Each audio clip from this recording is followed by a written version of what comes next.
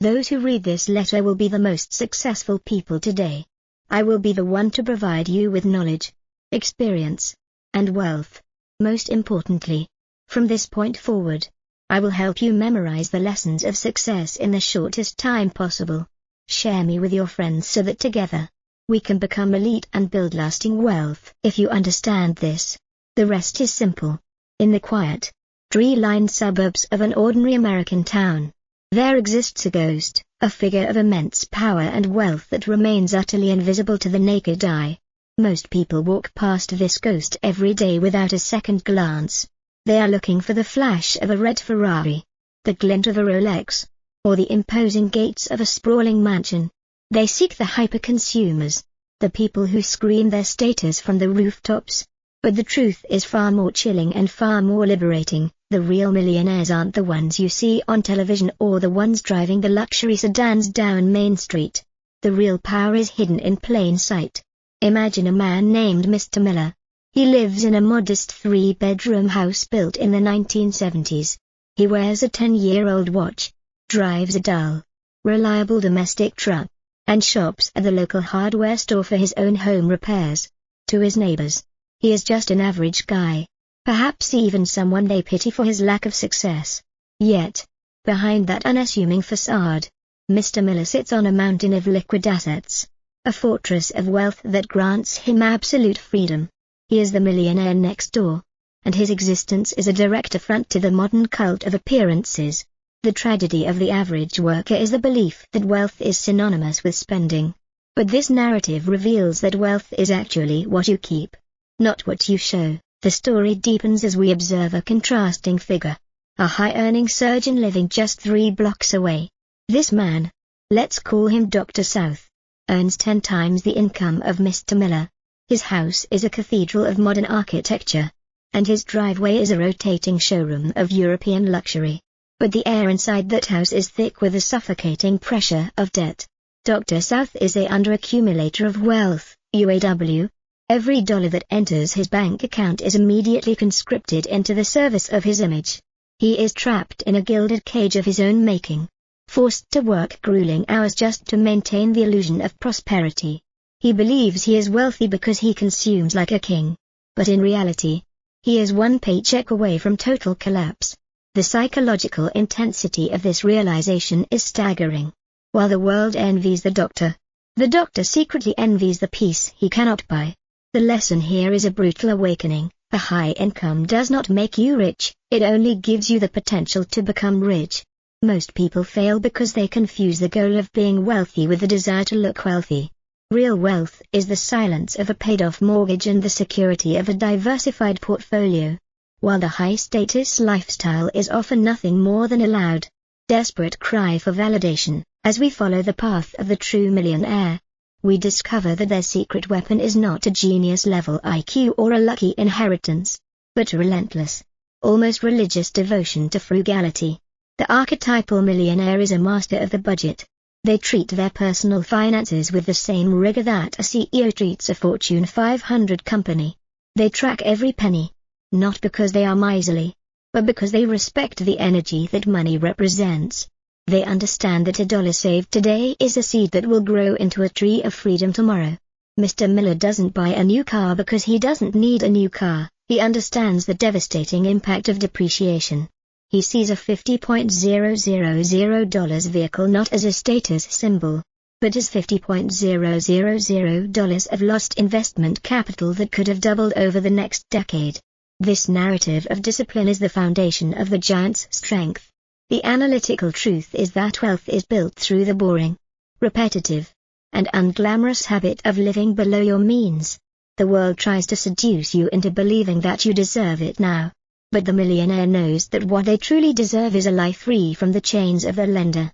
By rejecting the siren song of consumerism, they gain a level of control that no luxury item could ever provide. The story then shifts to the internal dynamics of the millionaire's family, revealing a surprising and often controversial truth about the economic outpatient care. Many wealthy parents, out of a misplaced sense of love, shower their adult children with financial gifts, down payments for houses, private school tuition for grandkids, and cash infusions for lifestyle maintenance. The research shows a heartbreaking irony: the more help these children receive, the less likely they are to become wealthy themselves. These gifts act like a sedative, dulling the child's ambition and preventing them from developing the very muscles of discipline and frugality that made their parents rich. We see the story of a daughter of a millionaire who, despite her father's wealth, struggles with credit card debt and a lack of career focus because she has always had a safety net.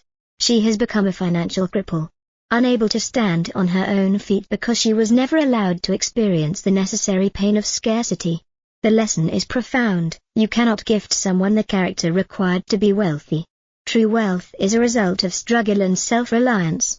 By providing care to adult children, parents often inadvertently ensure that their offspring will never attain the financial independence they so desperately want for them. The giant within the next generation is never awakened because it is too comfortable in its pampered sleep. Further into the psyche of the millionaire, we find that they are obsessed with the allocation of time. While Dr. South spends his weekends browsing luxury car lots or planning elaborate social events to impress his peers, Mr. Miller is spending his Saturday mornings studying his investments or reading about tax-advantaged accounts. The millionaire understands that time is the ultimate currency. They invest their hours into activities that increase their net worth, rather than activities that merely burn their income. They are proactive, not reactive. They don't wait for a financial crisis to look at their bank statements. They anticipate the future and prepare for it with a calm, calculated precision. This narrative of time management is what separates the masters from the servants. We learn that wealth is the result of a conscious choice to prioritize long-term security over short-term gratification. It is the result of thousands of small, seemingly insignificant decisions to save rather than spend, to study rather than distract, and to plan rather than hope. The millionaire's life is a testament to the power of compound interest, not just in money, but in habits and knowledge. The narrative takes us into the professional world of these hidden titans. Most millionaires are self-employed, often in dull businesses that many would find unglamorous. They own paving companies, dry cleaners, or scrap metal yards. They are the backbone of the economy. Yet they don't seek the limelight. They have chosen professions where they are not required to maintain an expensive image. A lawyer or a corporate executive is often forced by social pressure to wear certain clothes and live in certain neighborhoods, creating a tax on their income that prevents wealth accumulation. The small business owner, however, is free to be as frugal as they wish. They recognize that the best way to get rich is to be in a business that serves the wealthy, rather than trying to be one of the pseudo-wealthy. They are the strategists of the marketplace, identifying niches where they can build value without the overhead of vanity. This teaches us that the path to wealth often lies in the overlooked corners of the economy. It is not about the prestige of the job title, but the profitability of the enterprise. The giant finds strength in the practical, the gritty, and the real. As the story of the millionaire next door unfolds, it becomes clear that their most significant asset is their mindset regarding social status. They are socially indifferent. They do not feel the need to keep up with the Joneses because they know that the Joneses are likely broke and living on credit. This indifference is a superpower. It allows them to make rational financial decisions based on their own goals rather than the expectations of others. When Mr. Miller sees a neighbor buy a new boat, he doesn't feel a pang of jealousy. He feels a sense of pity for the debt the neighbor has likely incurred. He understands that a boat is not a symbol of success, but a liability that consumes time and money. This psychological fortress is what keeps the millionaire's wealth growing while others' wealth evaporates. The analytical takeaway is that the greatest obstacle to wealth is our own ego. To become truly rich, one must kill the desire to look rich. One must find validation from within, from the knowledge of one's own strength and security, rather than from the envious glances of strangers. The narrative culminates in a vision of what a life of true wealth looks like. It is a life of peace of mind. The millionaire next door can sleep at night knowing that they are prepared for any economic storm. They have the go-to-hell money that allows them to walk away from any situation that does not align with their values. They are not slaves to a boss, a bank, or a social circle. Their wealth is a shield, a tool, and a legacy. They teach their children the value of $1, ensuring that the flame of prosperity continues to burn for generations. They are the quiet winners of the game of life. This part of the story emphasizes that the reward for frugality and discipline is not just a high number in a bank account, but a soul that is free from the anxieties of the modern consumerist trap. The man in the modest house with the old truck is the one who is truly winning, because he owns his life, while the man in the mansion is owned by his lifestyle. The awakening of the giant is the realization that you have the power to step off the treadmill of more and step into the sanctuary of enough. The story of the millionaire next door is not a fairy tale of overnight success, but a gritty, realistic epic of persistence and character. It is the story of ordinary people doing extraordinary things through the power of habit. It challenges every cultural narrative we have been fed about what it means to be successful. It strips away the glamour and reveals the raw, honest truth of how wealth is actually built and maintained. It is a call to arms for anyone who is tired of the rat race and hungry for real freedom. The journey begins with a change in perception, a realization that the person you should be trying to impress is your future self. The millionaire next door is not a myth, he is a reality that you can become if you have the courage to live a life that others will judge today so that you can live a life that others will envy tomorrow. The secret is out. The ghost has been revealed. And the path is clear. It is a path of discipline, a path of frugality, and a path of ultimate power. The only question remains, are you willing to be the ghost in your own neighborhood? The transformation from a consumer to a wealth accumulator requires a psychological revolution, one that shifts the focus from current income to future independence. In the shadows of the glamorous professional world, a silent war is being waged between two types of people, those who work for their possessions and those whose possessions work for them. Consider the story of a high-powered corporate executive, Mr. Yates, who earns a staggering six-figure salary but possesses a net worth that is virtually non-existent. He is a victim of lifestyle creep, where every promotion is met with a larger house, a more exclusive club membership, and a more expensive private school for his children. He is the archetype of the hyper-consumer, a man who is hyperventilating under the pressure of his own success. He views money as a stream of water that must be channeled into immediate gratification. On the other side of this divide is the prodigious accumulator of wealth, PAW.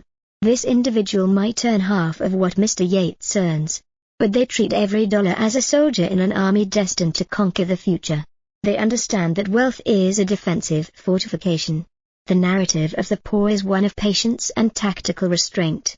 They are the ones who buy quality goods that last, who avoid the status tax of luxury brands, and who find more joy in a rising stock ticker than a new leather interior. This contrast teaches us that the greatest enemy of wealth is the desire to appear successful before you actually are. The story intensifies as we examine the millionaire's rule of 7, a set of behaviors that define the lifestyle of the truly affluent. These individuals are almost universally characterized by their ability to say no.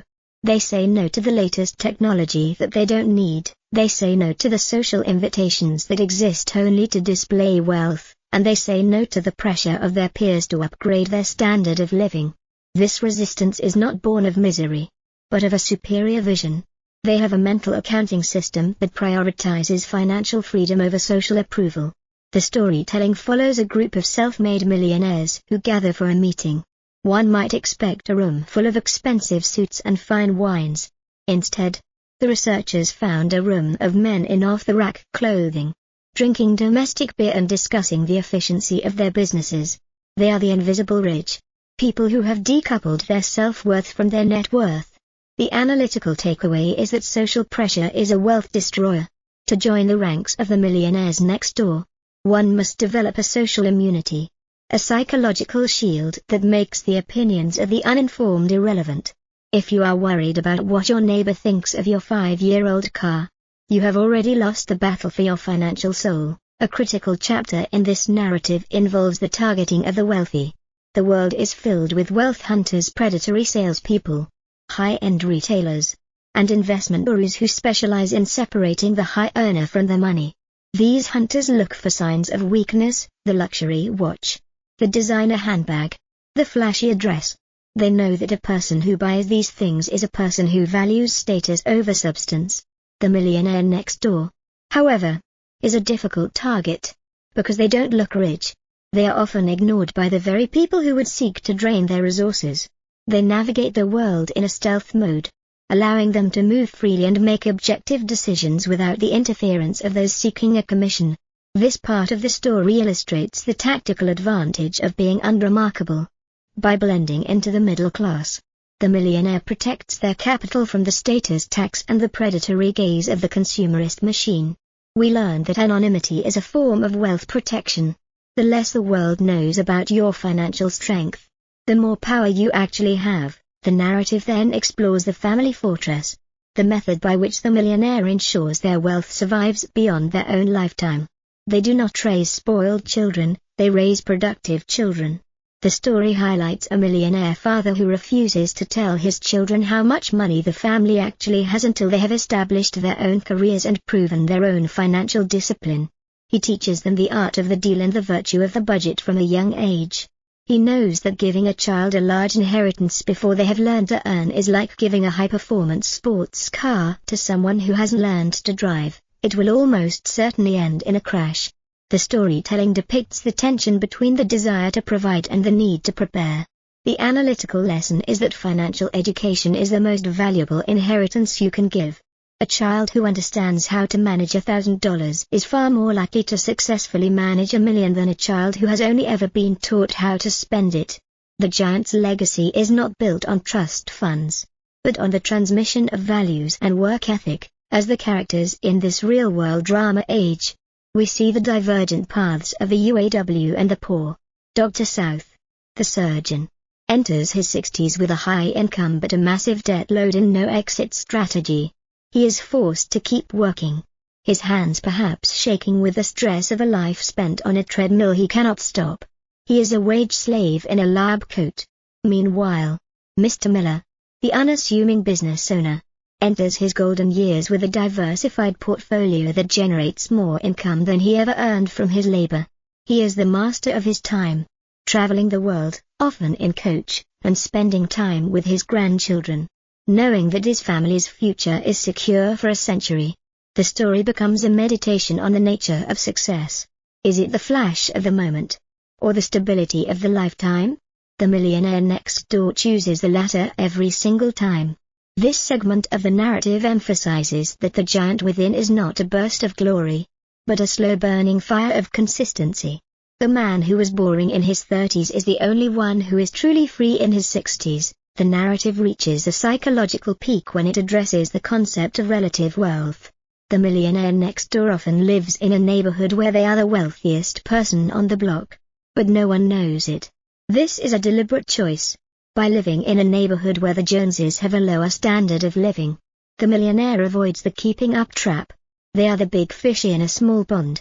Conversely, the underaccumulator often moves into a neighborhood they can barely afford, surrounding themselves with people who are even more obsessed with status than they are.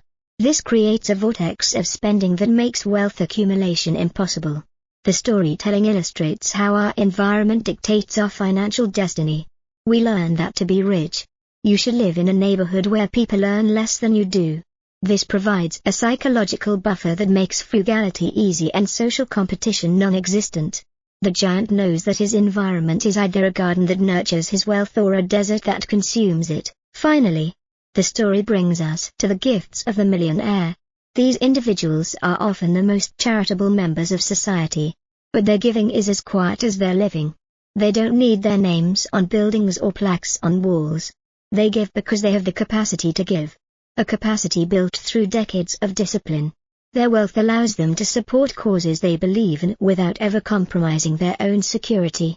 The narrative portrays the ultimate irony. The person who was called cheap by his neighbors for driving an old car is the one who secretly funds the local library or provides scholarships for underprivileged youth. The analytical takeaway is that frugality is not about saving money for its own sake, it's about allocating resources to what truly matters. The millionaire next door has reclaimed the power of choice. They have the power to help, the power to build, and the power to change lives. All because they refuse to waste their power on a designer label or a fleeting trend. The man who lives next door, the one you never noticed, is the true hero of the modern economy. He has mastered the art of internal validation. He doesn't need a luxury car to tell him he is successful because he has the proof in his bank statement and the peace in his heart. The story of the millionaire next door is a guide to the great escape, the escape from the prison of consumerism and the entry into the world of genuine independence. It is a story that proves that anyone, with enough discipline and a long enough horizon, can become a giant of their own making. The path is not hidden, it is just unglamorous. It is paved with used cars, modest houses, and consistent investments. It is a path of quiet strength and loud freedom. As the narrative of these hidden millionaires comes to a close, the listener is left with a haunting question: are you working to build a life? Or are you working to build a show? The giant is waiting for your answer. The resolution of the narrative brings us to the final, most transformative realization of all, that the millionaire next door is not a person of restricted living, but a person of unrestricted freedom. The storytelling shifts to the twilight years of these hidden giants, revealing a scene of profound serenity. While the hyper-consumers are haunted by the specter of running out of money, of health, of relevance, the millionaire next door has cultivated a life that is self-sustaining. We see a woman, perhaps a retired schoolteacher who never earned more than a modest salary, sitting in her sun-drenched kitchen. She has no debt.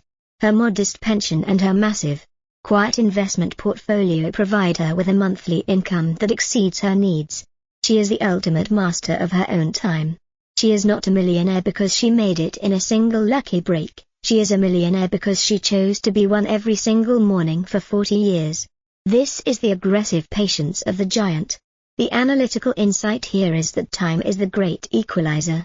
Small, consistent actions compounded over decades create a result so massive it looks like magic to those who don't understand the process. We learn that wealth is the byproduct of a life lived with intentionality. The story moves toward the final conflict, the confrontation with the myth of the quick fix. Throughout the lives of these millionaires, they were constantly surrounded by people seeking shortcuts, lottery tickets, speculative bubbles, and get-rich-quick schemes. The millionaire next door stood firm against these delusions. They understood that wealth is a marathon, not a sprint. The storytelling describes the 1990s tech bubble or the real estate frenzies, where neighbors ridiculed the millionaire for being too conservative or missing out on easy gains. But when the bubble burst, as it always does, the millionaire was the only one still standing. This part of the narrative reinforces the virtue of calculated risk. They don't gamble, they invest. They don't speculate, they build. The lesson is that the most dangerous path is the one that promises something for nothing. To wake the giant is to accept the reality of work, the necessity of time, and the power of patience. True financial power is not found in the big score, but in the long game. In the final assessment of the characters, we see the true legacy of the book's research. It is a legacy of competence. The millionaire next door is almost always a person who is highly competent in their chosen field. Regardless of how unglamorous it might be, they are masters of their craft, and their financial success is a reflection of the value they have provided to their community. The narrative portrays a man who owns a local waste management company. He is not a celebrity, but he knows everything there is to know about logistics, equipment, and service. He is a pro, and the market rewards him for his excellence. This teaches us that the best way to earn more is to become more. Financial mastery and professional mastery are two sides of the same coin. The giant within is fueled by the pride of a job well done. Wealth is the evidence of a life lived with a high degree of personal responsibility and a commitment to serving others effectively. The narrative now draws to a close by synthesizing the core message, that wealth is a choice available to almost anyone who is willing to prioritize long-term freedom over short-term ego. The millionaire next door is a template, a blueprint for a life of quiet dignity and absolute security. The book intends to convey that the American dream is alive and well. But it doesn't look like a reality show. It looks like a budget, a used car, a modest house, and a steady investment plan. It is a dream built on the 4 pillars: frugality, time, discipline, and independence. The meaning of this work is to liberate you from the work-spend-debt cycle that keeps the majority of the population in a state of perpetual anxiety. It is a call to reclaim your power from the marketing machines and the social expectations that seek to keep you small. The giant is the part of you that knows you don't need a designer label to be worthy. It is the part of you that values the security of your family over the envy of your neighbors. The story of the millionaire next door is the story of the victory of the ordinary. It proves that you do not need to be a genius, a celebrity, or a sign of a wealthy family to achieve financial greatness. You simply need to be more disciplined than the average person. You need to be willing to be invisible so that you can become invincible. As the narrative concludes, we are left with the image of a world where millions of these hidden giants are living lives of profound impact and quiet joy, moving through our neighborhoods like ghosts of a more disciplined era. They are the true masters of the modern age, and they are inviting you to join their ranks. The gate is open, but the path is narrow. It requires you to leave your ego at the door and pick up a calculator instead. The journey to becoming the millionaire next door is not about changing what you have, it is about changing who you are. Once the internal shift occurs, the external wealth is inevitable. The core message is that wealth is the result of a lifestyle of hard work, perseverance, planning, and, most importantly, self-discipline. It is not what you earn, but what you keep and how you invest it that determines your destiny. The book reveals that the real millionaires are the ones who prioritize financial independence over social status, choosing to live beneath their means to secure a future of absolute freedom. They are the masters of the dull and the practical, proving that the path to a fortune is paved with simple, repeatable habits. True wealth is the silence of security, not the noise of consumption. The giant within is awakened when you realize that your bank balance is more important than your image. True wealth is the ability to fully experience life without the permission of a lender or a boss.